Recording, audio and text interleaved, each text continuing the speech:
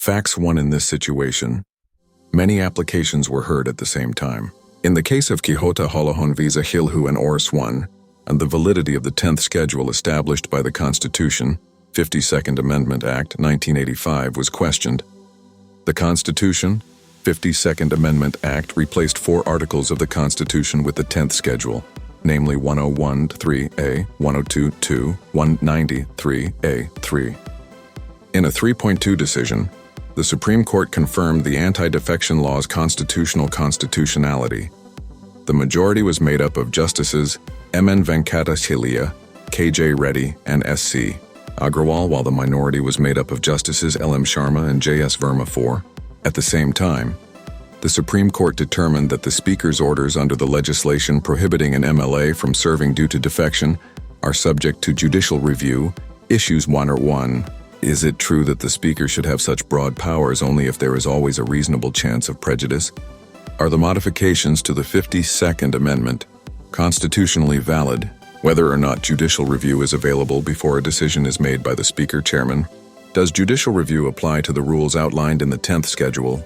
Rules 1. The Indian Constitution, Article 102(2) the Indian Constitution, Article 122(1), the Indian Constitution, Article 212(1), the Indian Constitution, Article 3685. Paragraph 6(1) of the Indian Constitution's 10th Schedule Analysis 1. In the case of Kihoto Hollohan versus Zachillhu, it was contended that the anti-defection law is incompatible with freedom of speech, dissent, and conscience. The Supreme Court concluded that the statute is intended to handle unprincipled defections that are not protected by freedom of conscience, right to dissent, or intellectual liberty. As a result, while this rule has certain unintended implications, it is vital in today's world when dealing with political issues. The decision in Kihoto Hollohan versus Zachillhu and Others addresses a few questions and problems raised by this law. The court subsequently decided that the law did not violate any free speech rights or the parliamentary popular government's essential structure. The court emphasized that the managing official is the lone person with authority over the selection, and that the final decision is contingent on legal audit once the selection is defined and effected. It was held in the case of Ravi S. Naik v. Union of India too that deliberately abandoning membership has greater significance. The court rejected the argument that failing to comply with the disqualification conditions constituted a violation of constitutional obligations, elevating norms to the status of constitutional provisions they believed should be disallowed. The disqualification rules were devised by the Speaker in the exercise of his responsibilities under Article 8 of the Constitution. Hence, they cannot be compared to constitutional regulations.